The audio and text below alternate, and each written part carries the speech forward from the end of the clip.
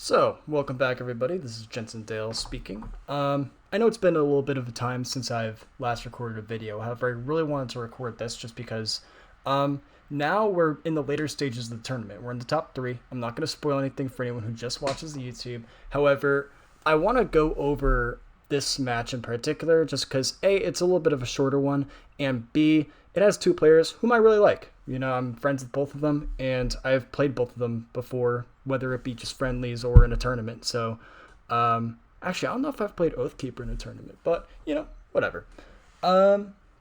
So, on the left here, we have Shengineer.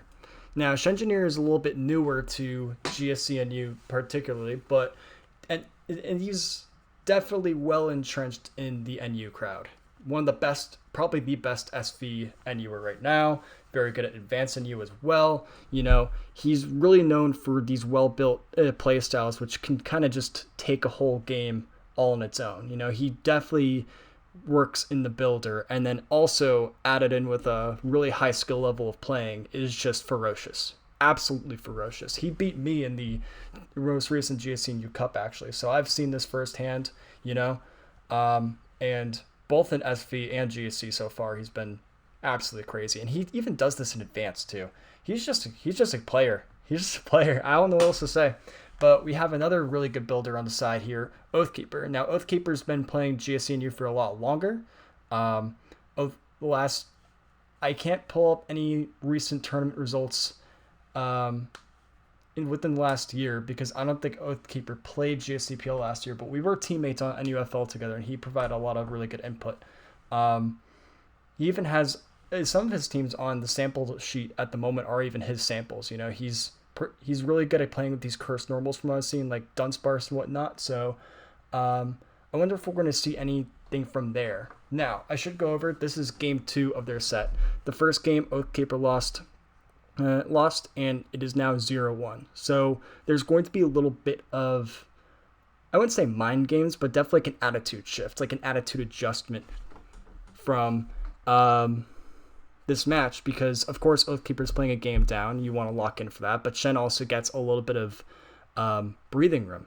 You know, he has this added aura like, hey, if I make a mistake or two, if I try something risky, I'm going to be okay. We still at least have game 3, whereas Oath has to be playing straight on the mark perfectly every time. So he has to be playing a little bit more conservatively, a little bit more modestly, while Shen doesn't have to be too timid, which might work in Oath's favor, might work in Shen's favor. But I want to see how these two guys play. I want to see what Shen built for this. I want to see what Oathkeeper built for this, because these two are known for building their own teams, which I like to see. And there are both very good players, you know. They both got custom avatars. They look pretty cool, you know. But yeah. Let me get the music going, and let's get rolling. So, Shengineer versus Oathkeeper. We start off Ninetales versus Pineko. Now, this is a very aggressive lead from Shen. Usually Ninetales kind of signifies a more defensive team at one point in GSCNU, but nowadays it's running Sunnytail a little bit more, and it's also very aggressive because it immediately wisps Pineko out. Like, you cannot keep Pineko in on a Ninetales ever. You don't want it to just get one shot by Flamethrower, which it can get, and you want to save this thing so you can A, boom, B, toxic anything that needs to be toxic, and C, spikes. The lesser one is toxic, of course. If you can't toxic anything, whatever, but you want to get spikes up, you want to explode, that's what you want to do with Pineko. So that's what Shen's sort of conveying with his lead right here. Now, with the boom on Pineko, there's definitely a switch that Oathkeeper has to switch into like a good rock type or a ground type that can explode. This could be a Graveler, this could be a Pseudo-Wudo, it could be even another explosion on Eggy, but you will not switch in Eggy here because Eggy's a grass type and will also get obliterated by a Ninetales. So, I wonder what Oathkeeper's going to switch in. I'm going to go a little bit faster until we see any critical turns, and let's get this rolling. So, Shen leads out with Ninetales, Oathkeeper switching off Pineko, and Ninetales goes for the Sunny Day. Now, Pineko switches in, knowing it will take less from its Surf from Octillery. Okay, Pineko now can set up spikes, it can explode, it probably should set up spikes though. Octillery releases another Surf. Pineko does not die to this Surf, so it can kind of stay in. Will it go for a Toxic? It goes for a Boom. Oathkeeper's not getting any spikes out on this match. Now, that was a critical turn because, as you can see there, Shen knew he was safe from Octillery, of course, because there's Sunny Day up.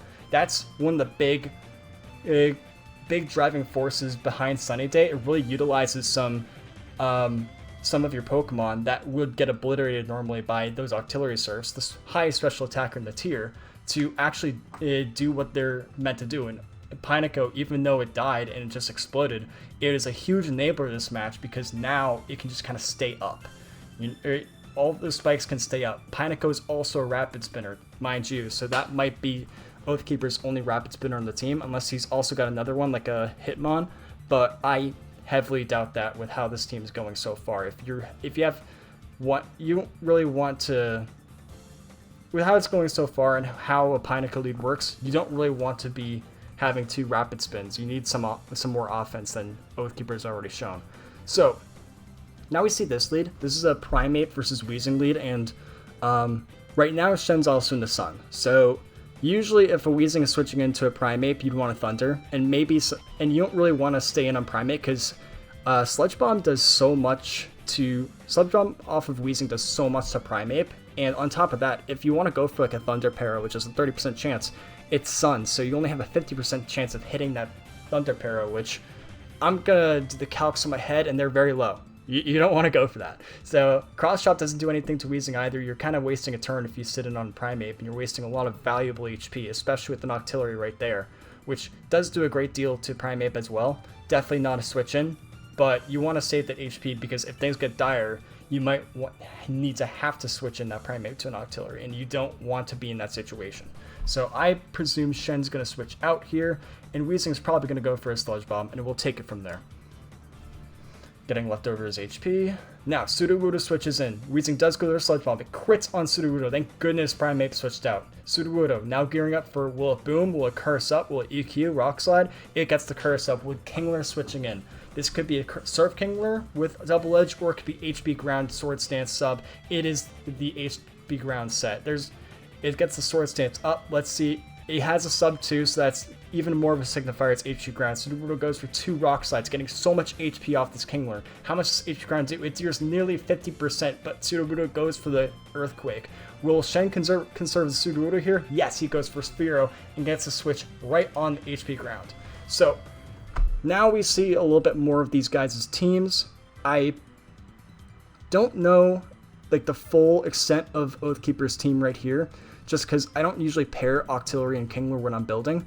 But we can see that Shen's team leans very high to the offensive right here. There's Fearow, there's a Sudowoodo, Ninetales, and it's got a Primeape for taking away some of these rock ground types that Fearow really hates, which it's really nice because actually Primeape and Fearow, with the exception of against Weezing, they really complement each other very well because all these grass types that Weezing also dislikes, like think about the Eggies, think about the Glooms, Fearow handles them perfectly if you're not switching into a Gloom or an Eggy because you don't want to get statused, of course. Even though it still carries Rest Talk, it's doing just fine.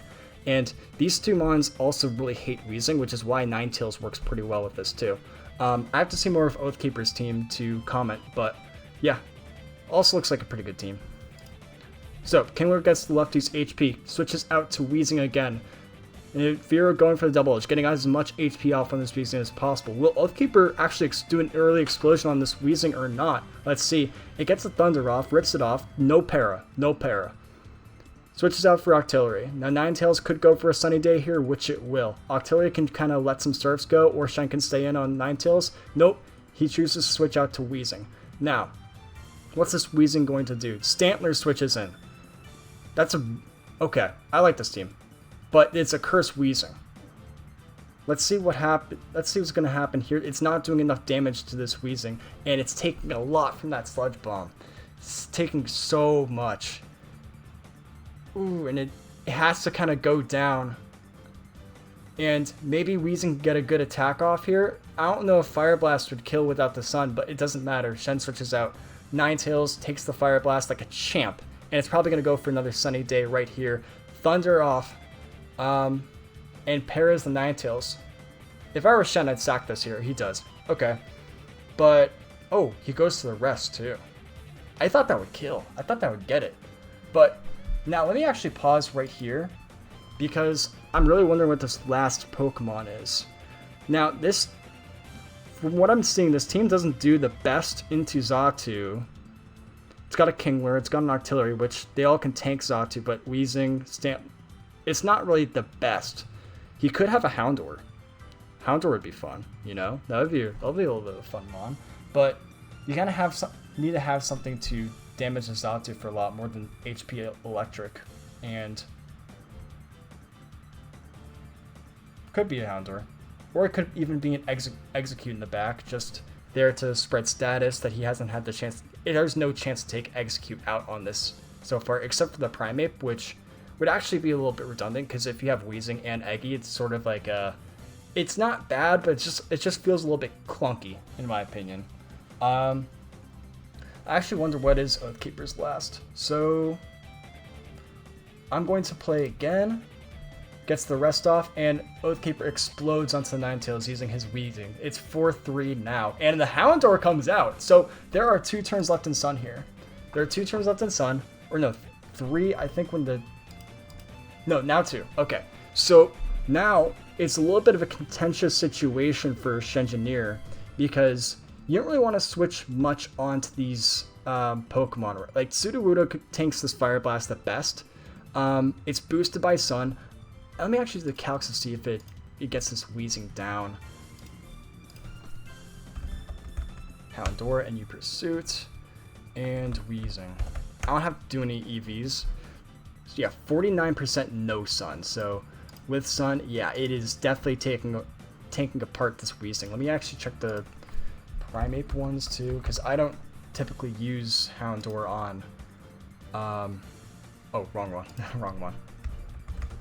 I don't typically use Houndour on this type of style team, so I'm actually interested in how it works. I don't usually use it on Sunny Day teams specifically, so I'm actually interested in how this works. Yeah, it does 63 to 74 onto Primeape, and you don't really want to risk, even though Primeape can obliterate this Houndour in one hit, as you can see from Cross Drop, you don't really want to switch that on. Like, Fearow definitely goes down to this, yeah. Like, that's almost 80%. Pretty much 80% right there. Like, and even Sudowoodo does not tank this as much. Like, from Fire Blast, it takes 31 and 37, which the Sudowoodo has around 59 HP left. So it's a really contentious point for Shen right now. And if he loses a Mon, as well as the Sun, this Octillery can make some moves. So even though Oathkeeper is still not at an advantage, it's still not over for it yet. So let's see how these turns go, and we can see where it goes from here. Shen switches to Sudowoodo, gets the Fire Blast, and it takes a little bit. No burn, though. There's no burn. Now, that's 32%, and we know from checking the calc, Sudowoodo does go down to this Fire Blast.